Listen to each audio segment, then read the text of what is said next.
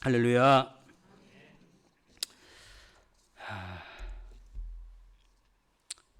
반갑습니다. 경상도 사투리를 쓰는 한 남자가 식당에서 국밥을 시켜서 먹고 있었습니다. 국밥을 먹다 말고 남자가 큰 소리로 식당 아줌마에게 말했습니다. 아주머니, 대파 주이소. 식당 아줌마는 약간 못마땅한 표정으로 대파를 한 움큼 썰어서 국밥 위에다가 듬뿍 넣어 주었습니다. 그런데 이 남자가 황당한 표정을 짓더니 대파 주이소! 라고 또 말하는 것입니다. 화가 난 식당 아줌마가 이렇게 이야기했습니다. 대파 드렸잖아요! 그렇게 말하자 순간 그 남자가 당황하면서 이렇게 말했습니다. 아니, 대표 달라는 말인데 데워달라고. 근데 대파를 거기다 네. 우리는 주 안에서 소통이 될 수 있기를 바랍니다. 예. 아라고 말하는데 어라고 듣지 않기를 바랍니다. 여러분은 누군가를 오랫동안 기다려 보신 적이 있으십니까? 오랫동안 무엇인가를 오랫동안 기다려 보신 적이 있습니까? 마음의 소원이 이루어지길 위해서 오랫동안 기다리고 또 기도해 보신 적이 있으십니까? 오랫동안 기다리고 기도하지만 아무것도 이루어지지 않고 세월이 흘러가면 마음이 불안해지고 조급해지고 그렇습니다. 뭔가 삶이 바뀌고 긍정적인 변화가 있어야 되는데 그냥 세월만 계속 흘러가게 되면은 아무런 변화도 없게 되면은 참 마음이 힘들어지죠. 세월은 흘러가고 몸은 점점 약해져 가면 인생에 대한 허무함과 상실감이 찾아옵니다. 이것은 우리들뿐만 아니라요. 믿음의 조상이라고 하는 아브라함도 마찬가지였어요. 하나님께서 수차례에 걸쳐서 아브라함에게 축복의 말씀, 약속의 말씀을 주셨는데 너로 큰 민족을 이루게 하시겠다고 말씀하셨는데 그럴 기미가 전혀 보이지 않으니까 어떻게 합니까? 이제 자기의 충성스러운 종 엘리에셀을 통해서 후사를 이으려고 했습니다. 그러자 하나님이 그 사람이 아니라 네 몸에서 날짜가 너의 상속자가 될 것이라고 하나님께서 말씀하시면서 두려움과 침체 가운데 빠져 있는 상실감 가운데 있는 아브라함에게 찾아가셔서 아브라함을 불러내시고 저 밤하늘의 무별을 바라보게 하시면서 저 별처럼 너의 우선이 많아지게 할 것이라고 하나님께서 다시 확인시키시고 약속을 주셨죠. 그것도 안 되니까 하나님께서 쪼갠 고기 사이로 횃불로 하나님이 나타나셔서 그 사이를 지나가시면서 횃불 언약을 체결하시고 반드시 내가 너를 책임질 거야. 이 약속은 변함없이 이루어질 거야. 라고 하나님께서 확인하시고 도장까지 콱 찍으셨어요. 그래서 아브라함은 그 하나님의 약속의 말씀을 믿었고 하나님은 그 믿음을 의로 여기셨다. 이렇게 말씀하셨습니다. 여기까지가 15장까지의 내용이었어요. 그런데 우리가 아브라함의 인생을 통해서 인간이 어떠한 존재인지를 배우게 되는데 그것이 무엇일까요?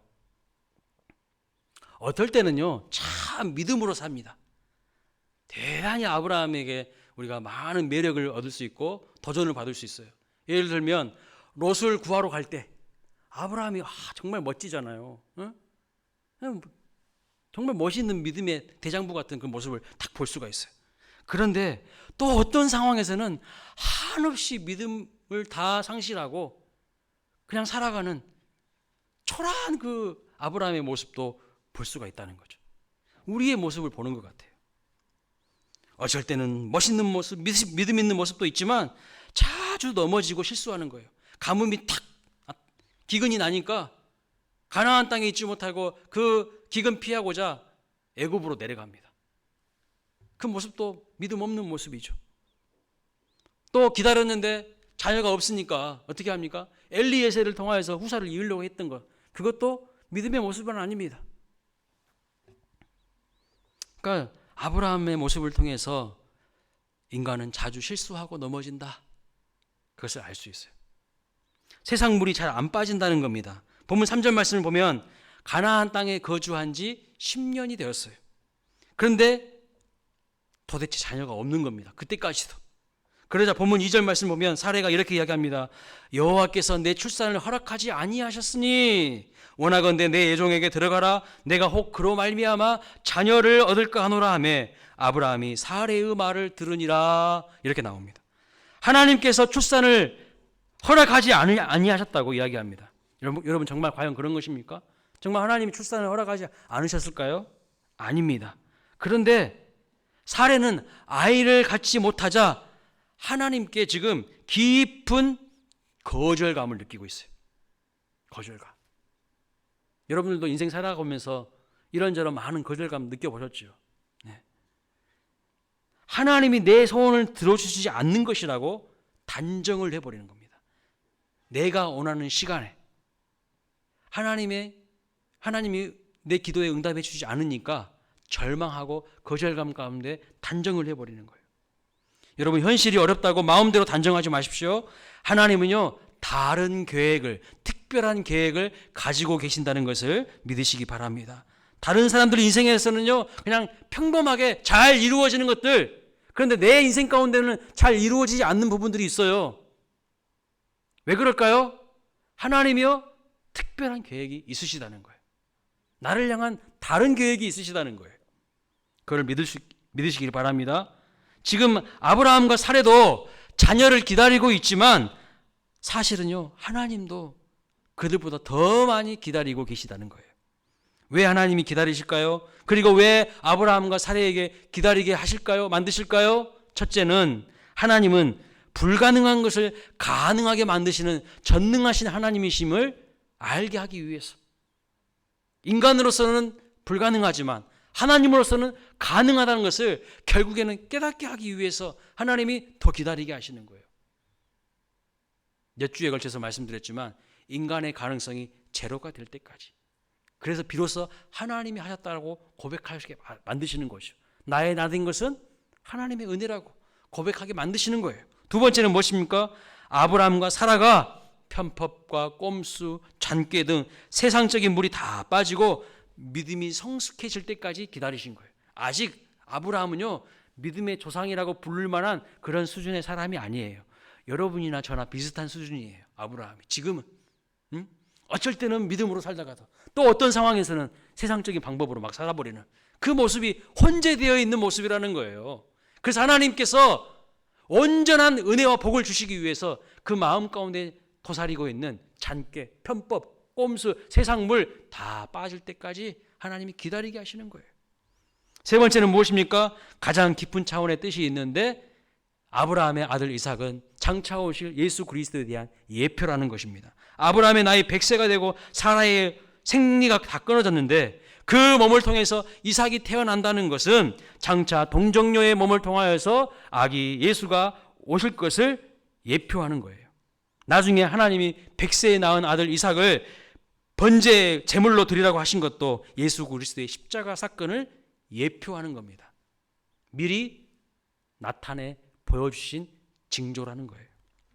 여러분 중요한 것은 내 눈에 끝났다고 끝난 것이 아닙니다. 하나님이 기다리게 하시는데 특별한 뜻과 계획이 있다는 것을 믿으시기 바랍니다. 우리가 믿어야 하는 것은 나는 대책이 없지만요 하나님은 분명한 대책이 있으시다는 것을 믿으시기 바랍니다. 하나님은 내가 끝났다고 생각하는 바로 그 자리에서 새롭게 시작하실 수가 있습니다. 그래서 우리는 힘들고 어렵더라도 믿음의 길을 계속 걸어가야 되는 거예요. 우리에게는 솔직히 지혜가 없어요. 방법이 없어요. 홍해 앞에서 우리가 할 수 있는 게 뭐가 있겠습니까? 그런데 하나님은 그 홍해 밑에 길이 있다는 것도 아시는 분이죠. 그런데 안타까운 것은요 사례는 이제 더 이상 기다릴 수가 없는 거예요. 지칠 대로 지친 거예요.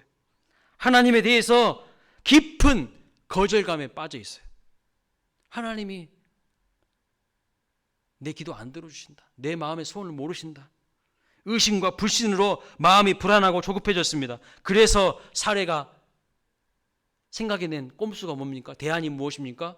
자기 몸종 하하를 통하여서 아이를 가지려고 하는 거예요. 남편의 자식을 갖도록 합니다. 이런 방식은 그 당시 사람들의 그냥 관행이었어요.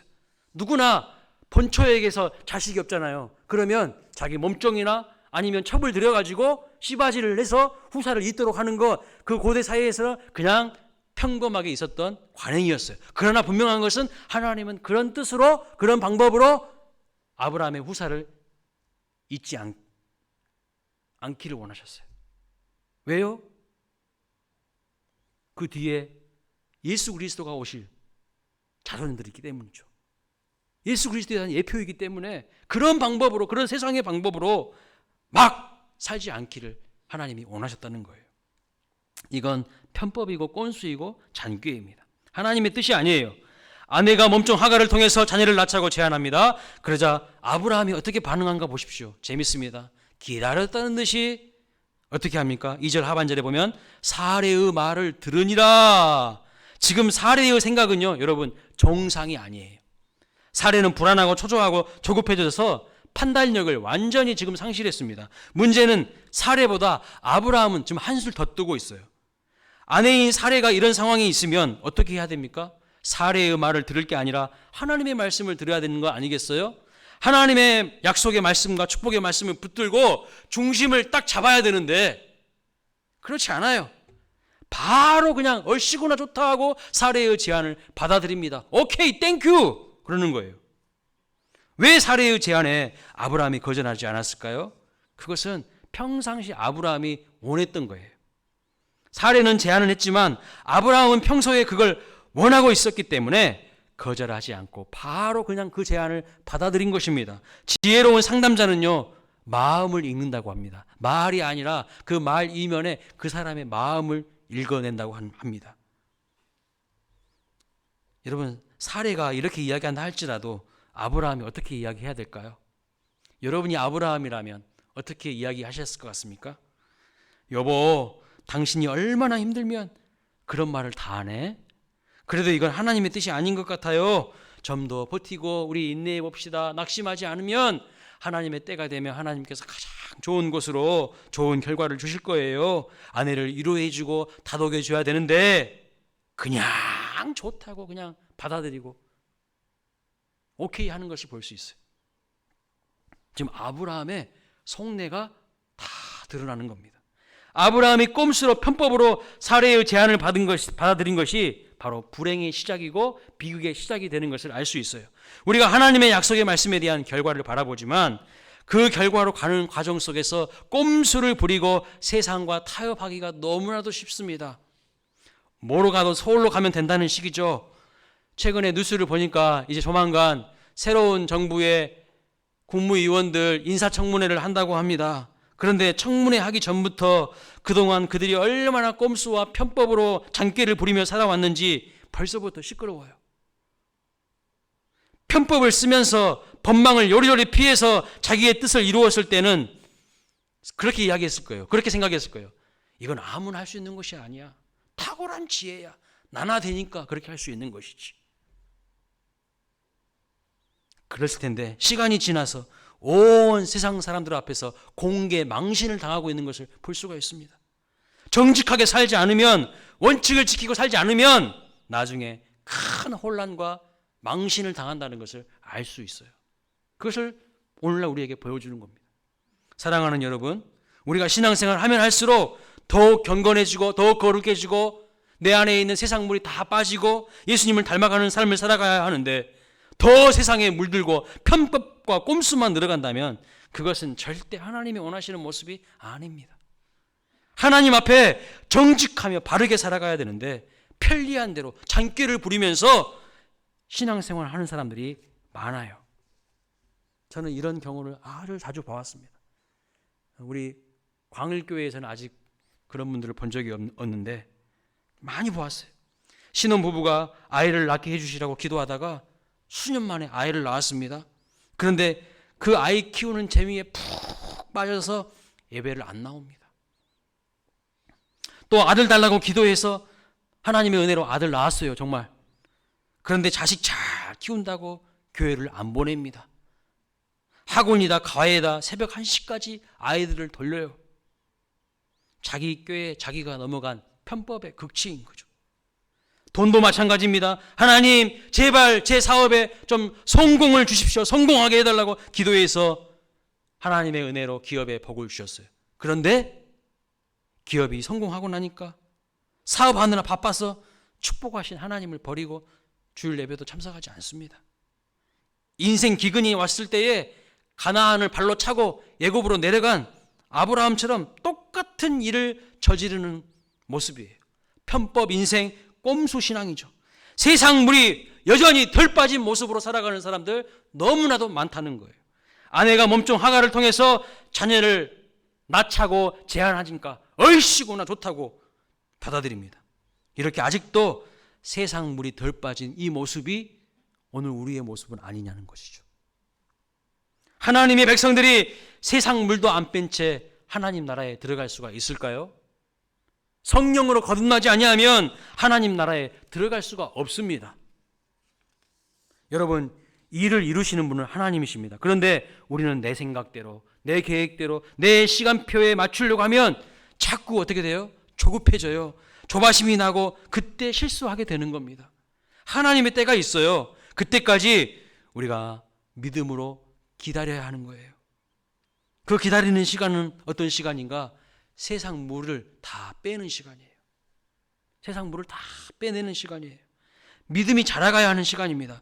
급하다고 절대 우물에서 숭늉을 찾을 수가 없습니다. 우리가 어른이 되려면 거쳐가야 되는 과정이 있지 않습니까? 어린이들은요 빨리빨리 그냥 어른 되고 싶어 하더라고요. 그런데 빨리빨리가 중요한 게 아니라 제대로가 중요해요. 제대로. 그래서 초등학교, 청소년 시기, 청년 시기를 잘 거쳐야 제대로 된 건강한 어른이 될 수가 있는 것이죠. 그 과정 속에서 때론 괴로운 일도 겪습니다. 어려운 일도 당합니다. 인간관계에서도 갈등도 있습니다. 그런데 이런 시간들을 겪지 않고 거치지 않고 빨리빨리 다 뛰어넘는다고 해서 좋은 것이 절대 아니라는 거예요. 이러한 시간들을 통하여서 성숙하게 만들어주시는 거예요. 이런 시간들을 통하여서 진정 세상 물이 빠지고 하나님 앞에 가기에 부끄러움이 없는 모습으로 성화되어져 가야 되는 것입니다. 그런데 3절에 보면 아브라함과 사례는요 가나안 땅에 정착한 지 10년이 넘었는데도 불구하고 아직까지도 세상 물이 덜 빠져 있는 것을 볼 수가 있어요. 나이가 들 만큼 들었는데도 아직도 인간적인 방법으로 편법과 꼼수와 잔꾀를 동반하여 불신앙적인 방법으로 그들이 원하는 것을 이루려고 하는 것을 볼 수가 있다는 겁니다. 지금 아브라함과 사례는 하나님의 뜻과는 정반대로 자기들 뜻대로 자기 욕심으로 일을 추진합니다. 사례의 제안에 아브라함도 좋다고 받아들였죠. 그리고 아브라함과 하갈이 동침하여서 임신을 하게 돼요. 참 신기하죠. 그렇게 애 갖고 싶을 때는 애가 안 생기는데 하나님의 방법이 아니고 하나님의 뜻이 아닌 방법으로 동침을 했는데 애가 바로 들어서 죄는요 빨리빨리 열매를 맺더라고요. 보면은. 그래서 아브라함도 기분이 너무 좋았을 겁니다. 그동안 얼마나 아이 갖고 싶었습니까? 얼마나 좋았겠어요. 혹시라도 자연유산 될까 봐 더 관심과 배려를 아끼지 않았을 겁니다. 그런데 하갈이 임신을 하니까요 입장이 완전히 달라지네요. 몸종에서 첩으로 신분이 상승되었습니다. 더군다나 아브라함의 또 아이를 갖게 되었어요. 이제 입장이 달라지니까요 사람이 완전히 달라진 것을 볼 수 있어요. 사실 여러분 하갈은요 그 여주인 사레에게 가장 신임받았던 여종입니다. 가장 인정받았던 여종이에요. 어떤 일이 있어도 하갈은 배신하지 않을 사람이라고 철저하게 믿었어요. 사레가 보기에 하갈은 건강하지요, 매력이 넘치죠, 일 잘하죠, 똑똑하지요, 신뢰할 수 있는 그런 사람이었어요. 그러니까요 아브라함에게 믿고 추천해 준 거죠. 아무나 추천해 줍니까? 그렇지 않아요. 그래서 많은 종들 가운데에 하갈을 아브라함에게 추천한 거예요. 그러나 막상 첩이 되고 아이를 갖게 되니까요 사람이 돌변해 속에 품고 있었던 본색이 드러나 발톱을 딱 숨기고 있었는데 이제 자기가 아이도 임신하고 첩이 되니까요 발톱을 싹 드러내는 것을 볼 수 있어. 사람이 이렇다니까요. 예전에 그 하갈이 아닙니다. 순수했던 하갈이 아니에요. 그래서 4절에 보면 이렇게 말하죠. 하갈이 그의 여주인을 멸시한지라. 입장 달라졌다는 거예요. 인간이 이렇게 입장 달라지면 교만해집니다. 그래도 많은 종들 중에 신임을 하고 아브라함에게 추천했건만 배신하는 거예요. 배신하는 거예요. 이전에는 사례가 두려움의 대상이었어요. 자기가 모셔야 될 대상이었습니다. 그런데 이제는요, 더 이상 두려워야 될 대상이 아니라 경쟁과 질투의 대상, 무시와 멸시의 대상이 된 거예요. 누가 이런 결과를 만든 것일까요? 누가요? 아브라함과 사례가 이런 결과를 만들어낸 거예요. 세상적인 방법을 추구했던 아브라함과 사례가 만든 결과라는 겁니다. 자승자박이란 말이죠. 자기가 한 행동에 자기가 괴롭힘을 당하는 꼴이라는 말입니다. 자업자득이라는 말이에요. 사실 아브라함과 사례는요, 자기들 욕심만 생각했지 믿음의 사람, 믿음의 가정으로서 하갈에 대한 배려는 전혀 없었어요. 일도 없어요. 그저 시바지로만 쓰려고 한 것입니다. 그저 아이를 낳는 도구와 수단으로만 바라본 것이에요. 오늘날 우리는 어떻습니까? 사람들 대할 때에 정말로 그 사람을 생각하면서 사랑의 관계를 맺으려고 합니까? 아니면 도구와 수단으로만 쓰려고 하지 않습니까? 이렇게 하나님의 뜻을 거부하고 인간의 욕심과 뜻을 앞세웠어요. 그런데 사례의 뜻대로 되었나요? 아니요. 세상적인 방법은요, 꼬리에 꼬리를 물고 더 혼란해지게 하고 나중에는 모두 다 비참해지는 결과를 가져오게 하는 것을 알 수가 있어요. 그러나 하나님의 뜻은 어떻습니까? 잘 순종하기가 어려워요. 그 하나님의 말씀대로 잘 이행하기가 어려워요. 어떨 때는요, 잘 이해도 안 돼. 내가 알고 있는 상식에도 맞지 않아. 그런데 지나보면 하나님의 말씀대로 하면요, 모두가 다 평안하고 행복해요. 그런데 하나님의 말씀대로 안 하고 세상적인 방법대로 하고 자기 생각대로 하잖아요. 분명히 거기에 문제가 생깁니다. 혼란해지고요, 서로 비난하고 정죄하고. 오늘 보십시오. 몸종이 무시하잖아요. 멸시하잖아요. 그러나 하나님의 말씀대로 하면 모두가 행복하고 풍성한 열매를 맺고요, 하나님의 은혜를 경험하고 모두가 다 찬양하게 돼요. 자, 하갈이 주인 행세를 하니까 사례의 마음이 어떻습니까? 여러분이 한번 사례라고 생각해 보세요. 내가 사례다.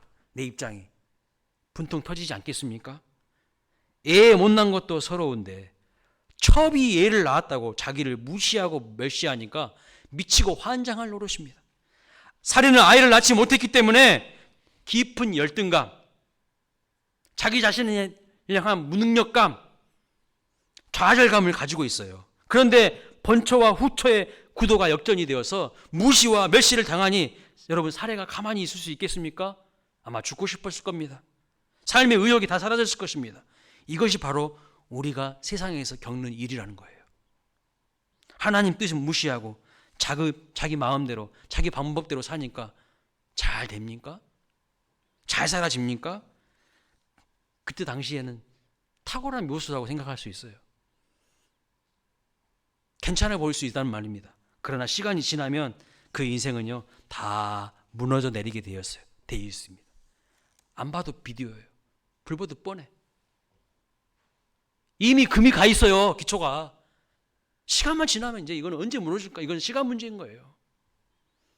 그리고 사람들의 조롱을 받고 무시를 당합니다. 말씀의 반석 위에 인생을 짓지 않고 편법과 꼼수와 잔꾀를 부리잖아요. 시간이 지나면요, 저 광주 아파트 붕괴 사건처럼 다 와르르 무너지는 거예요. 삼풍백화점 붕괴 사건처럼 성수대교 무너지는 듯이 인생이 다 와르르 무너지는 겁니다. 광주 아파트 붕괴 사건이 왜 일어난 겁니까? 설계대로 안 했잖아요. 에? 편법 썼잖아요. 꼼수 부렸잖아요. 내가 하나님의 뜻대로 살다가 무시를 당하면요, 그래도 명분이 있습니다. 그리고 하나님이 언젠가는요, 보상을 해주셔요. 하나님이 인정을 해주셔요. 때가 되면 분명히 하나님이 인정을 해주시고 하나님이 더 큰 보상으로 갚아주십니다. 이 타락한 죄악의 세상에서 하나님의 뜻 붙잡고 믿음 지키고 살아가는 것이 결코 쉬운 일이 아니에요. 그러나 그렇게 살아가는 삶을 하나님이 인정해 주시고 하나님이 손을 들어주셔요. 네가 진정한 승리자라고. 그래서 마태복음 5장 11절 12절 말씀 보면 이렇게 말합니다. 같이 한번 읽어보겠습니다. 시작. 나로 말미암아 너희를 욕하고 박해하고 거짓으로 너희를 거슬러 모든 악한 말을 할 때에는 너희에게 복이 있나니 기뻐하고 즐거워하라. 하늘에서 너희의 상이 큼이라. 너희 전에 있던 선지자들도 이같이 박해하였느니라. 그렇습니다. 그러나 지금 사례의 경우는 달라요. 세상적인 방법과 자기 뜻대로 해서 사람들에게 무시를 당하고 멸시를 당하고 지금 조롱을 당하고 있는 것입니다. 우리가 세상 사람들로부터 이런 손가락질 당하지 않아야 하는 것이죠. 소금이요, 그 맛을 잃으면 밖에 버려 밝힐 뿐이라고 했어요. 밟힐 뿐이라고. 근데 오늘날 우리 하나님의 사람이라고 하는, 믿음의 사람이라고 하는 그리스도인들이 맛을 다 잃어버렸어. 믿는다고 하면서도 다 하는 것을 보면 세상적인 방법을 해. 꼼수 부리면서 하고 편법을 쓰면서 하고. 5절 말씀을 한번 보겠습니다. 5절 말씀 같이 읽어보겠습니다. 시작.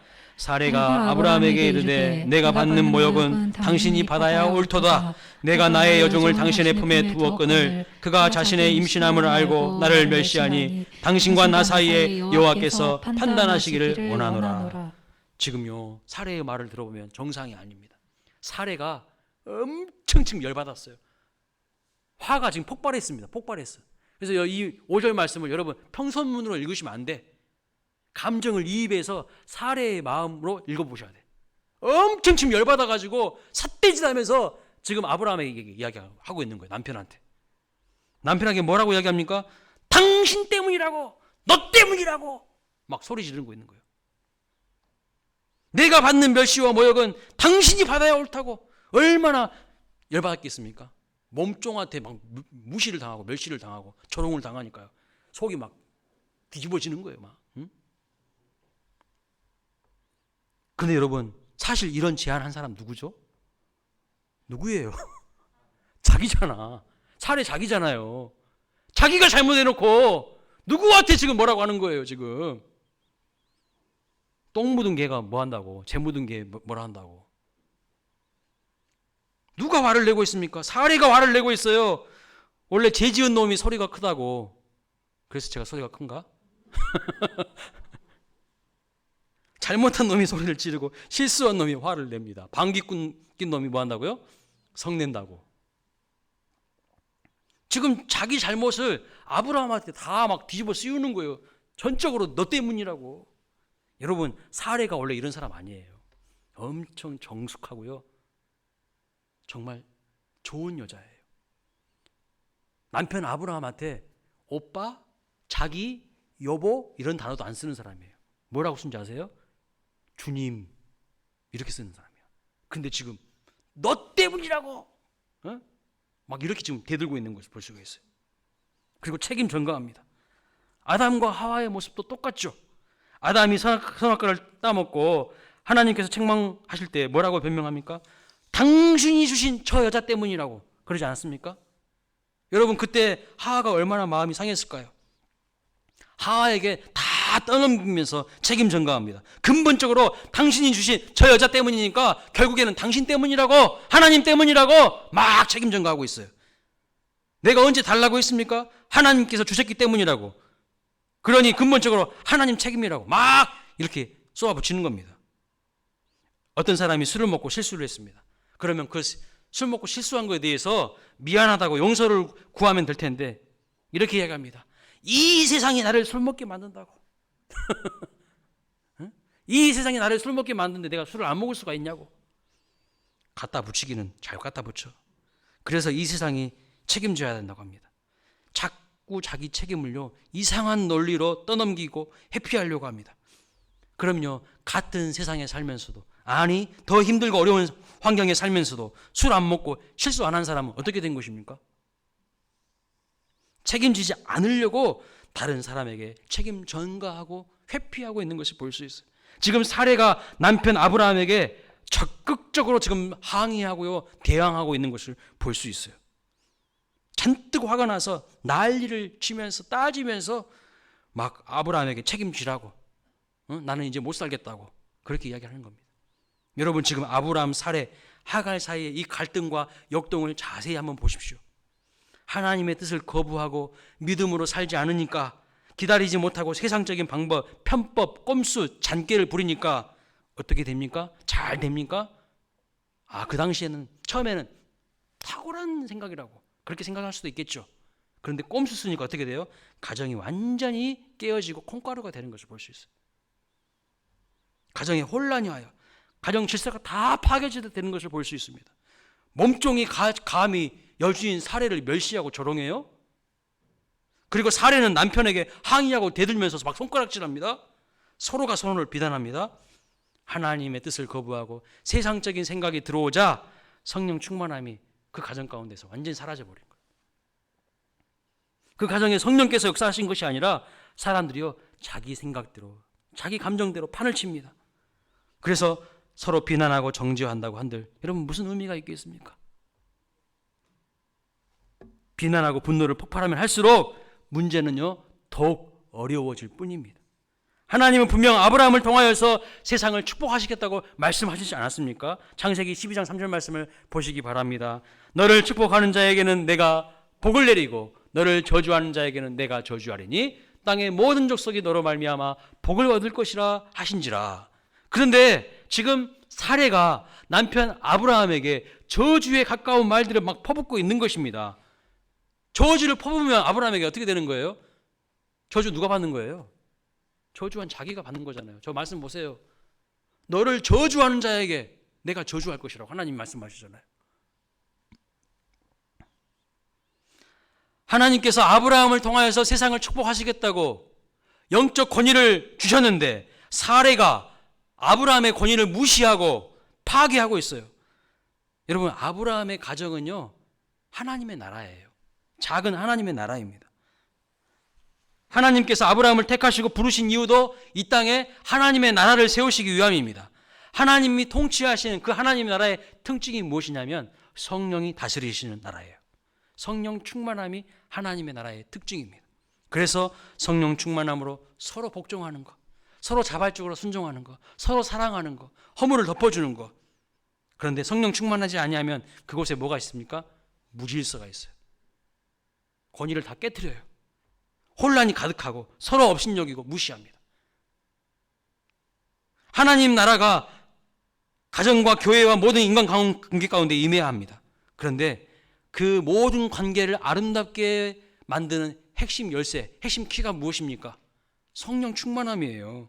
그리스도를 경외함으로 피차 서로 복종하는 거예요. 그래서 에베소서 5장 18절에 이렇게 말합니다. 술 취하지 말라 이는 방탕한 것이니 오직 성령의 충만함을 받으라. 그리고 21절에 그리스도께 경외함으로 피차 복종하라 이렇게 말씀하셨어요. 더 중요한 것은 뭔지 아세요? 이 말씀 다음에 이어지는 말씀들이 아내와 남편의 관계, 부모와 자녀의 관계, 직장에서 상사와 어떤 관계를 맺어야 되는지, 세상에서 마귀 사탄과 내가 어떻게 관계를 맺어야 하는지, 이런 모든 관계에 대한 말씀들이 나옵니다. 그 말은 무슨 말씀일까요? 이런 모든 관계를 아름답게 하고 사단을 이길 수 있는 힘이 어디서 나온다는 거예요? 성령 충만함에서 나온다는 거예요. 하나님이 다스려야 된다는 거예요. 그런데 하나님이 다스리는 게 아니라 인간의 생각이, 잔꾀가, 편법이, 꼼수가, 세상적인 물이 가득 들어와서 내 마음을, 우리 가정을 휘젓고 있어요. 안 된다는 거예요. 그러니까 하나님의 나라가 파괴되는 거예요. 성령 충만하면요 이 모든 관계를 아름답게 하고 마귀를 제압할 수 있는 하나님의 힘을 주신다고 말씀하고 있어요. 6절에 보면 아브라함이 사례에게 뭐라고 이야기합니까? 당신의 눈에 좋을 대로 해라. 네 마음대로 해라. 이렇게 얘기합니다. 막 사례가 막 짜증이 막 이빨이 나가지고요. 막 분노를 막 퍼부으니까 아브라함이 듣고 있다가 짜증나는 거예요. 네 알아서 해, 네 알아서 해.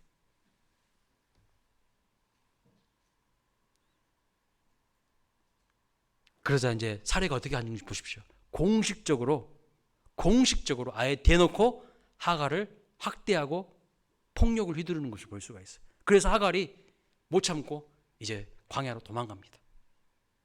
다음 주 말씀을 기대하십시오. 다음 주 말씀 아주 그냥 더 재밌어.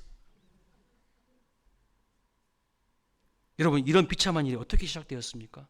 어디에서부터 이런 비참함이 시작된 거예요? 하나님의 뜻을 따르지 않고 믿음으로 기다리지 못했기 때문이에요. 조급해서 세상적인 방법을 따랐기 때문입니다. 그래서 서로 무시하고 멸시하고 조롱하고 학대하고 비난하고 책임 전가하게 급급하고 하나님의 나라가 막 뒤죽박죽 오합지졸 돗대기 시장이 된 거예요. 그리고 나중에는 폭력과 학대가 난무하고 결국에는 함께 살지 못하고 갈라서고 도망가는 비참한 모습을 보게 되는 것입니다. 아직도 세상물이 덜 빠진 아브라함과 사례 때문에 하갈이 학대받은 거예요. 하갈 보십시오. 뭔 잘못 있어 하갈이. 아무 잘못 없잖아요. 몸종인 것도 서러운데 주인의 말 순종해가지고 아브라함 방에 들어갔을 뿐인데 엉뚱한 사람이 학대받고 결국에는 그 가정에서 못 있고 튀쳐나와 도망갑니다. 오늘 우리가 이런 사람일 수 있어요. 아브라함과 사례처럼. 세상물이 안 빠져 있는 거죠.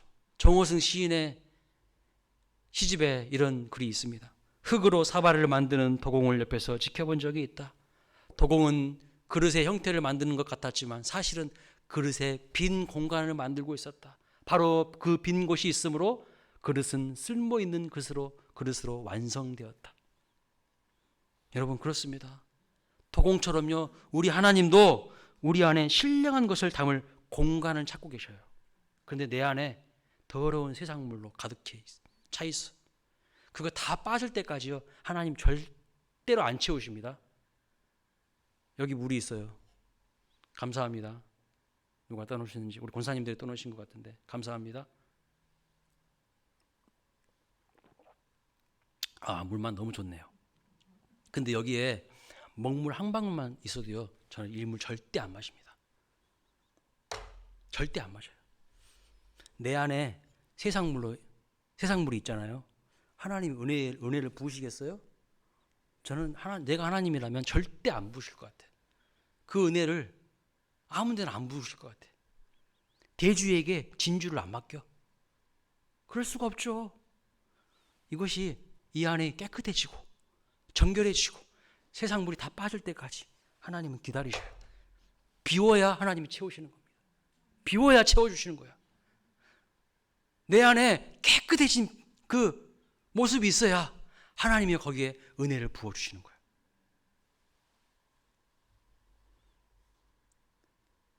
세상물이 아직 덜 빠져 있지는 않습니까? 내 고집, 내 생각, 내 방법, 내 욕심 비우시기 바랍니다. 비우시면 하나님이 아름답게 채워주십니다. 하나님은요, 지금 당장이라도 기적을 만들어낼 수 있어요.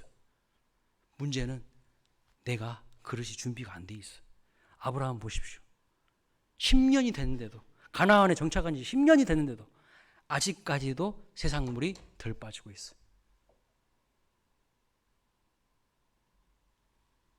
그리고 사례가 그렇게 제안했다고 해서 복의 근원이라는 사람이 줏대 없이 중심 잡지 못하고 팔랑귀처럼 이럽시다 그러면 그러자, 저럽시다 하면 그럽시다. 뭐 하는 짓이야 이게. 중심이 없잖아요. 중심이. 말씀으로 딱 중심을 잡고 이것이 정말 하나님의 뜻인지 아닌지 기준점이 분명히 있어야죠.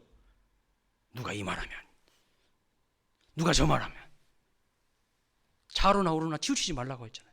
하나님의 말씀을 붙잡으면 하나님이 항상 형통하게 만들어 주신다고 여호수아 1장 1절부터 7절부터 8절에 말씀하고 있지 않습니까?